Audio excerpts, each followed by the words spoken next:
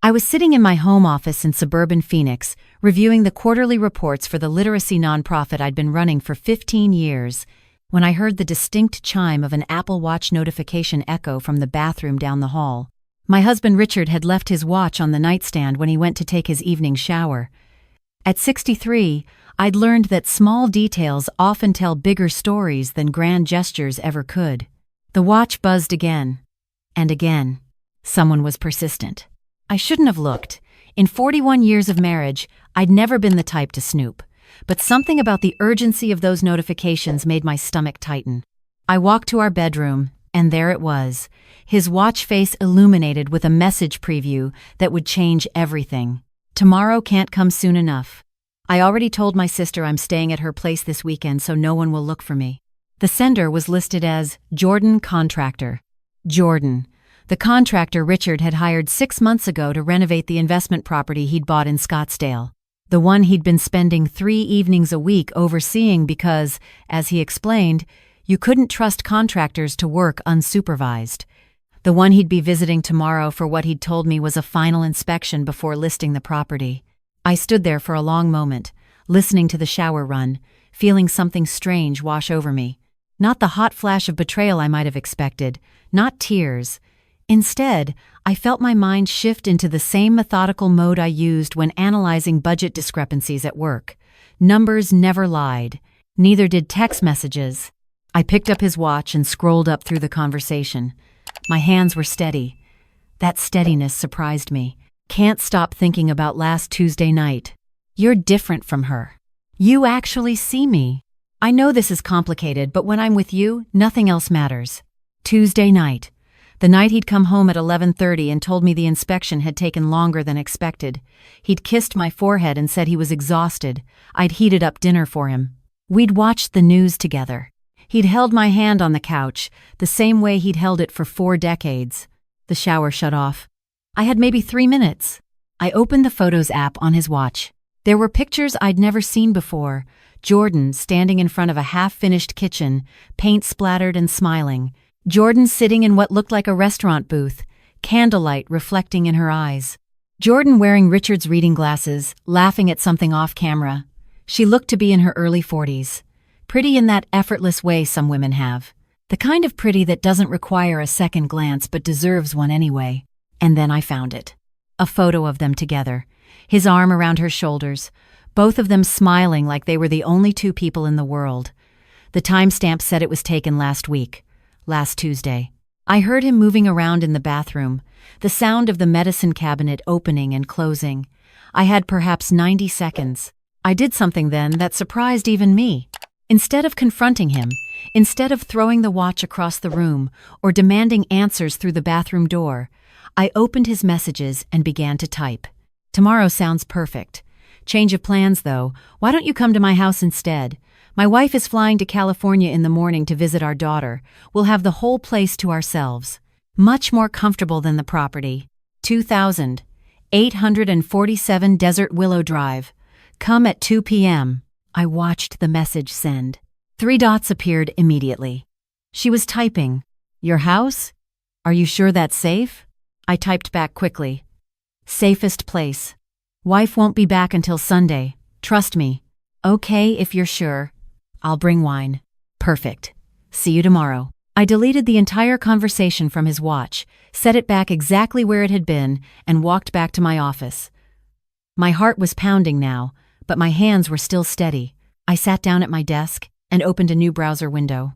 I'd spent 41 years building a life with a man who could spend 20 minutes telling me about his day and somehow never mention that he was in love with someone else. 20 minutes of careful editing, of strategic omissions, of outright lies, delivered with the same warm smile he'd given me on our wedding day. But I'd also spent 15 years running a nonprofit, which meant I knew how to organize, how to plan, and how to execute a strategy with precision. I knew how to gather evidence.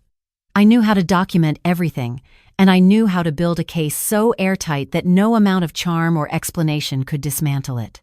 Richard came out of the bathroom wrapped in his robe, his silver hair still damp.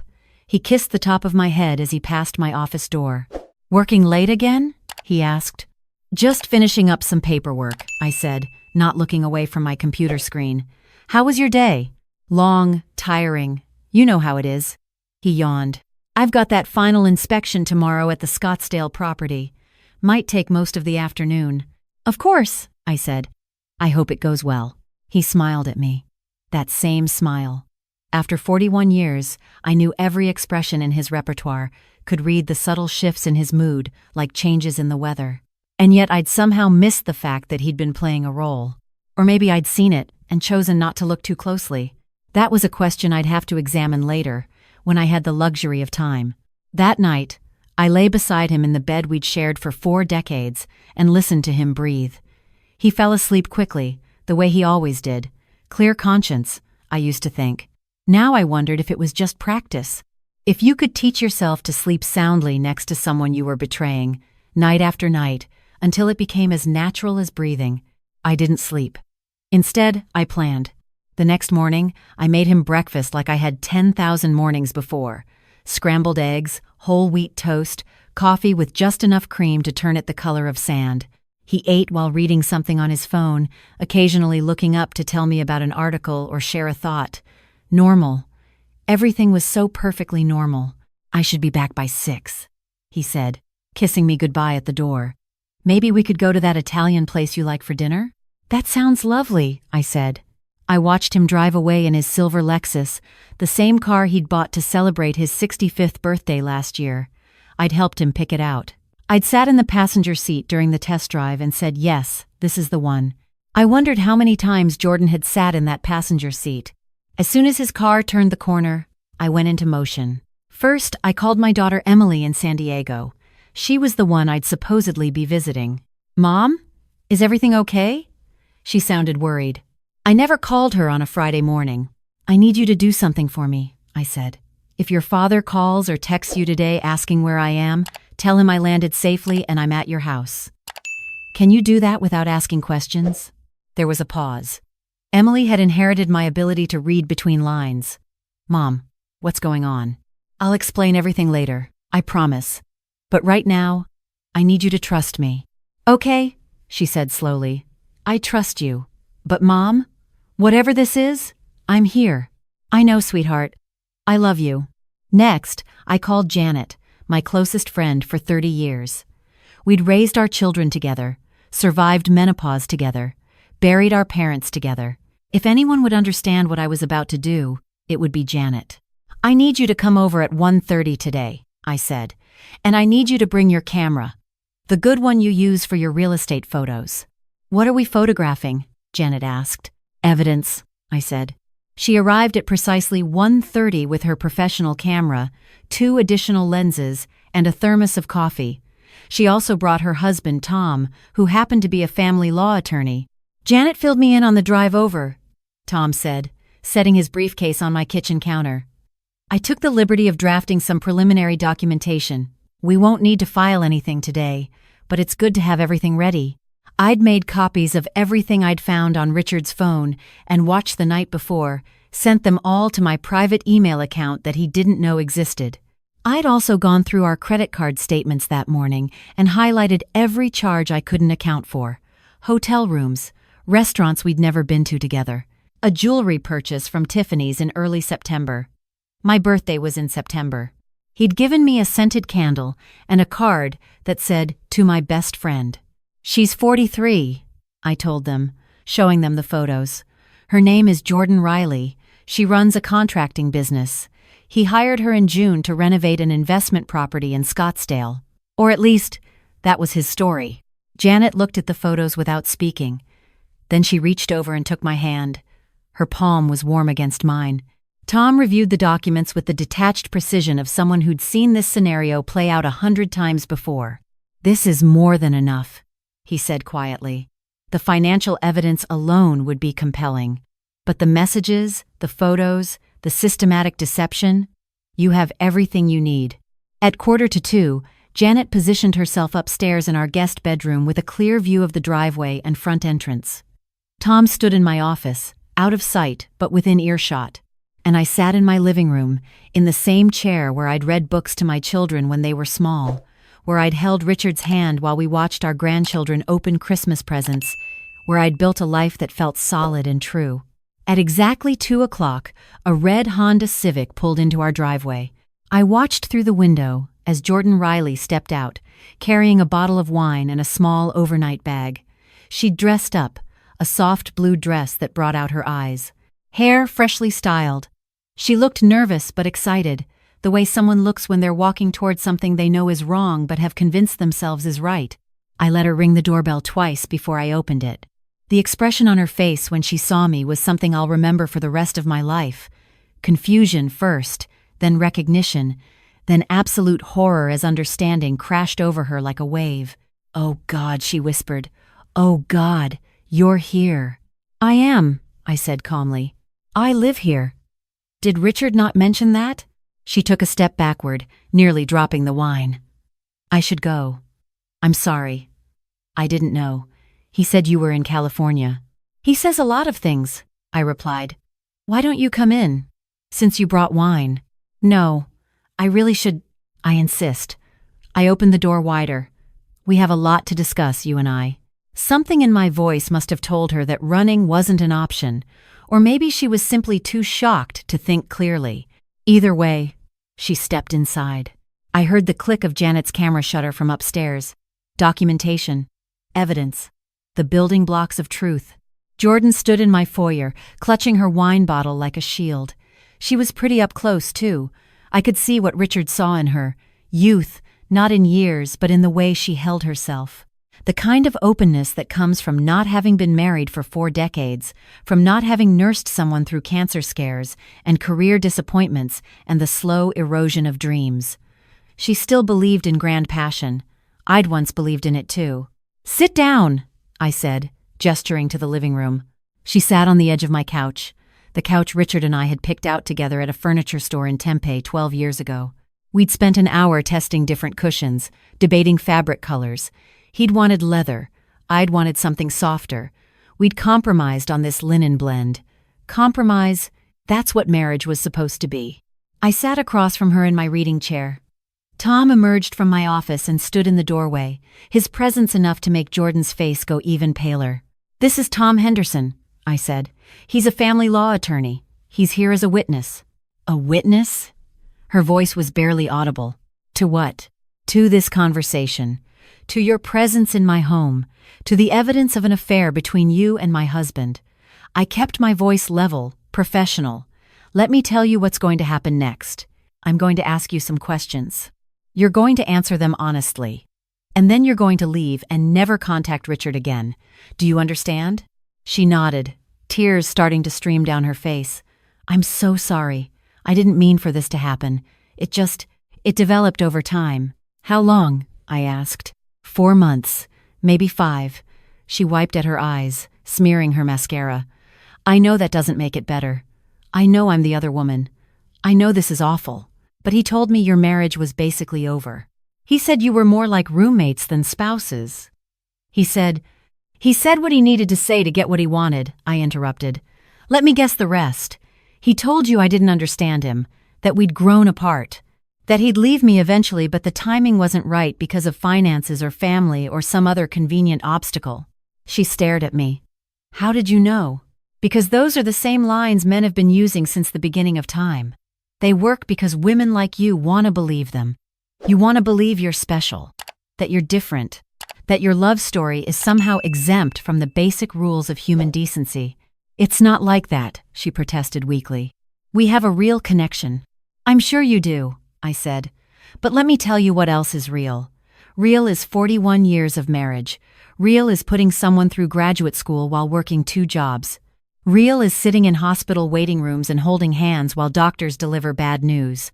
Real is raising children together and burying parents together and building a life brick by brick, day by day, through all the boring, mundane, unglamorous moments that don't feel like passion, but are actually love in its truest form."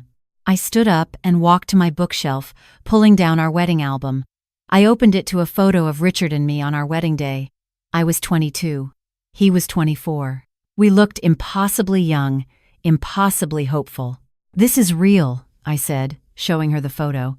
"And this," I flipped to pictures of our children as babies, as toddlers, as teenagers.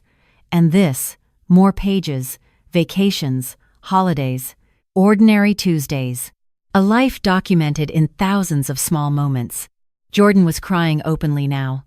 I didn't know. I swear I didn't know it was like this. Of course you didn't know. Because he didn't tell you. He told you a story. He created a version of himself that was single or nearly single, available, ready to fall in love. And you believed it because it was easier than asking hard questions. I closed the album and set it aside. Here's what you're going to do. You're going to leave right now. You're going to block Richard's number. You're going to return any gifts he gave you. You're going to tell him, if he tries to contact you, that you never want to see him again. You're going to mean it. But she started. No, I said firmly. There is no but. This is not a negotiation. This is me giving you a chance to walk away from this with some dignity intact.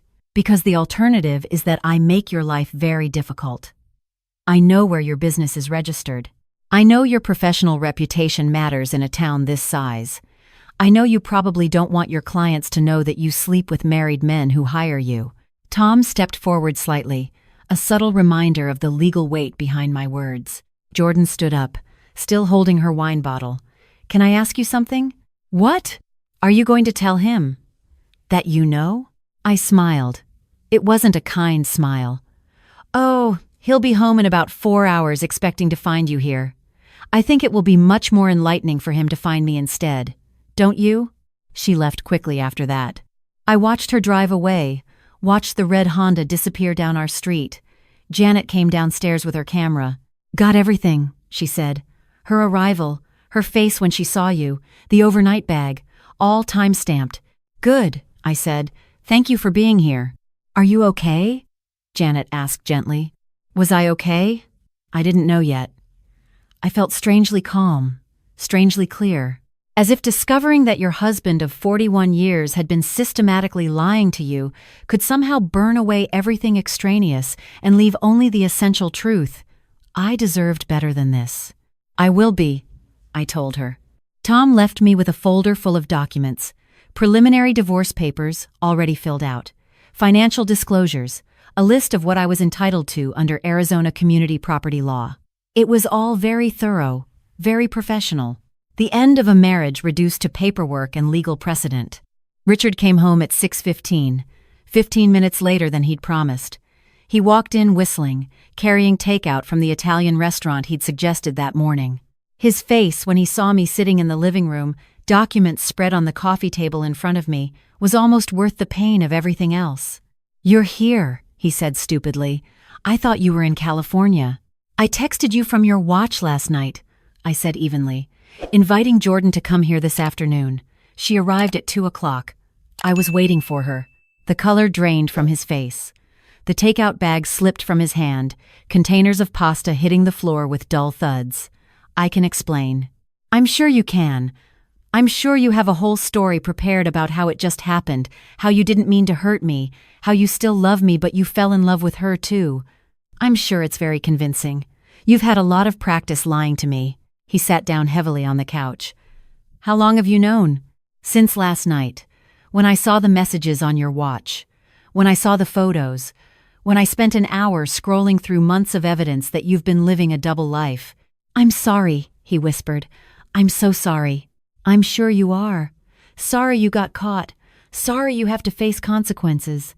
Sorry your comfortable life where you got to have both your devoted wife and your exciting girlfriend has just fallen apart.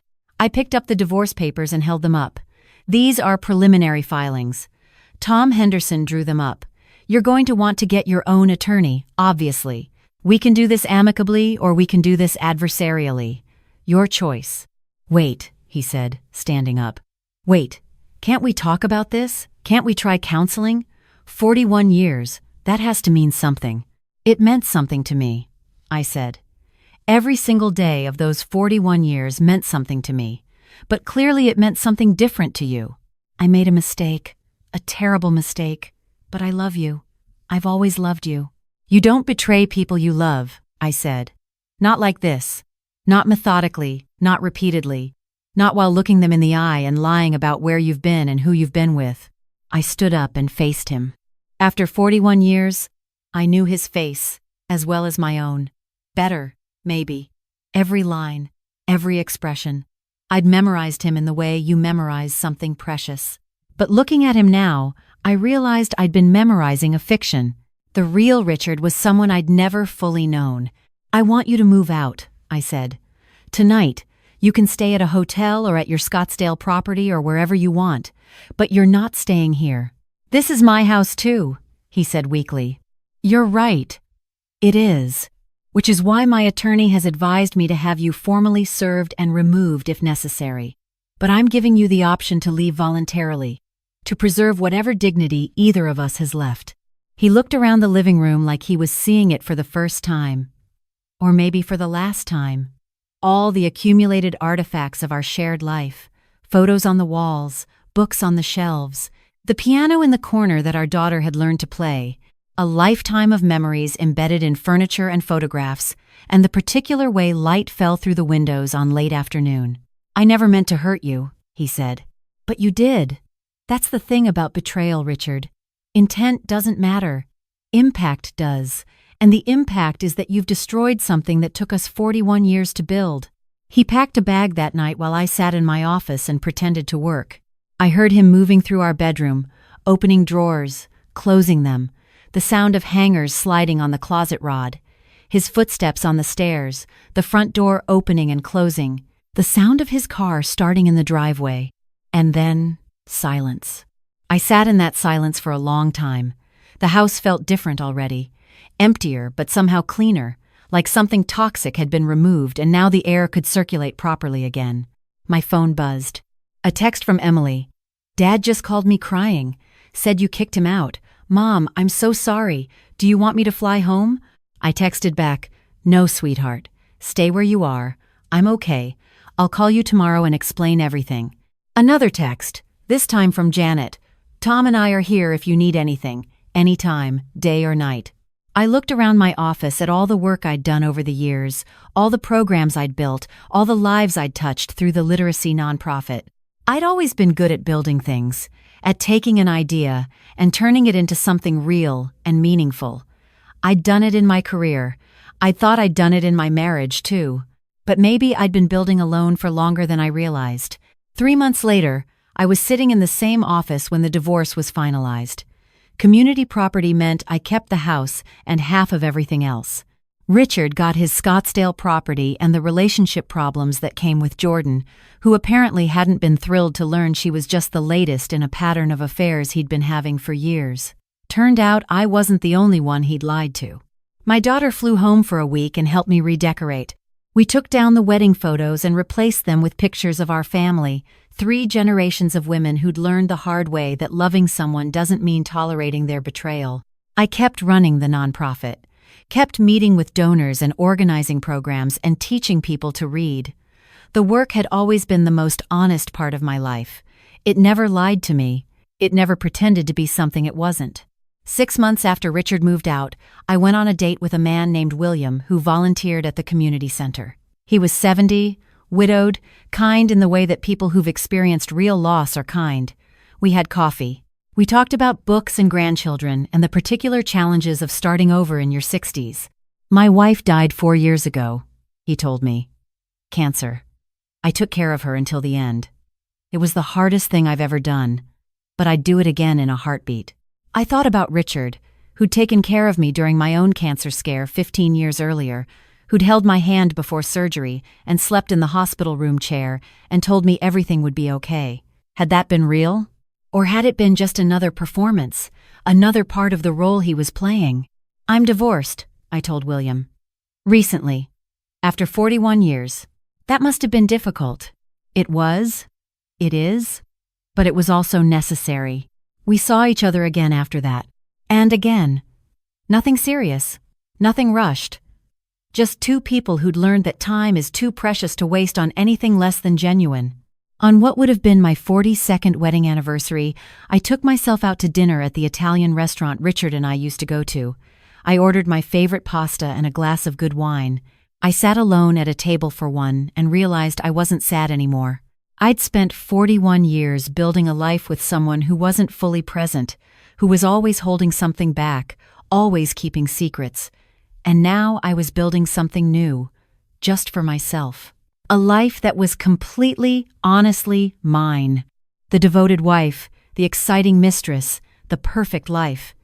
Eventually, the foundation crumbles when it's built on lies.